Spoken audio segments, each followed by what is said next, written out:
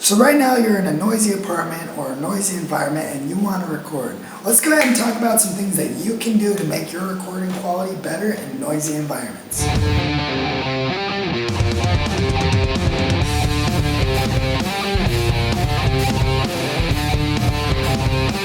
Hey guys, how's it going? Austin Reed here, and I hope you guys are having a wonderful day.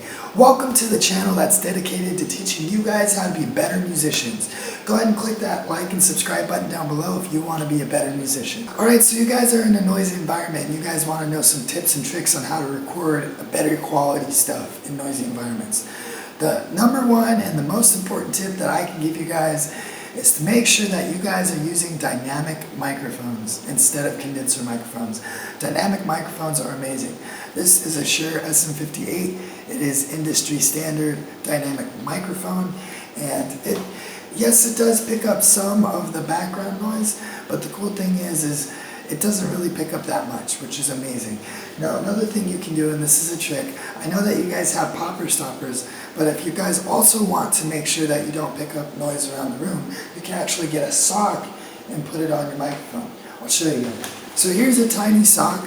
It's one of my girlfriend's socks, and I usually just put this over the microphone like this, and it actually gets rid of a lot of the noise in the room, which is amazing. It also gets rid of the P's and the F's and the S's. So this actually works like a popper stopper, and that's really great because I travel a lot, so like carrying a popper stopper is just kind of like a lot of room for me. So I actually just use socks. Alright, the next tip I'm going to give you guys is to use your room to your advantage, okay? So if you've got any doors, shut the doors, that's obvious. But also if you have like a mattress and some pillows in the room, like for example if you're in a hotel room and if you've got a mattress and some pillows and stuff, you can actually take the mattress off the bed and point it up. Yes, I've done this in hotel rooms, this is totally a thing. You can take a mattress up off the bed and kind of put it towards a corner, put pillows on the floor or whatever, and then record kind of in that corner. That way the sound is a little bit more contained. There's less sound from outside.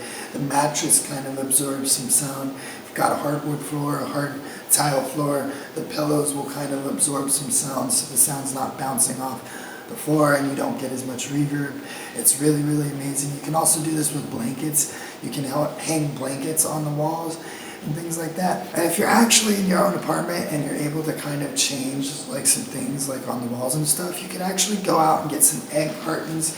Now egg cartons work almost as good as foam. They're not quite as quality as foam, but egg cartons are amazing. For example, when I was still growing up at my mom's house and I was recording in her farm, there was lots of chickens and dogs and they were constantly making noise.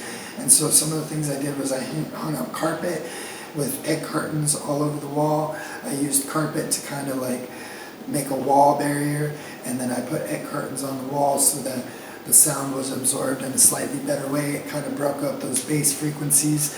If you guys have ever taken a musical acoustics class, then you would kind of understand how, you know, the jagged surfaces break up different wavelengths.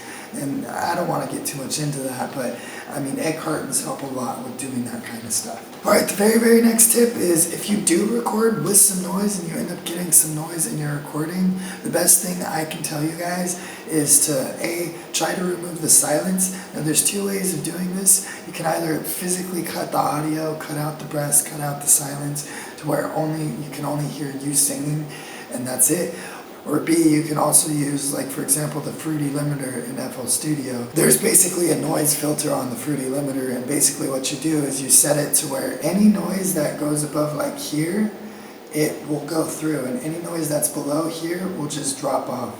So you can use that, for example, to remove any vocal breath or any unwanted noise in the silences in between you singing or something like you playing guitar or something like that. You can definitely use that to help you guys out.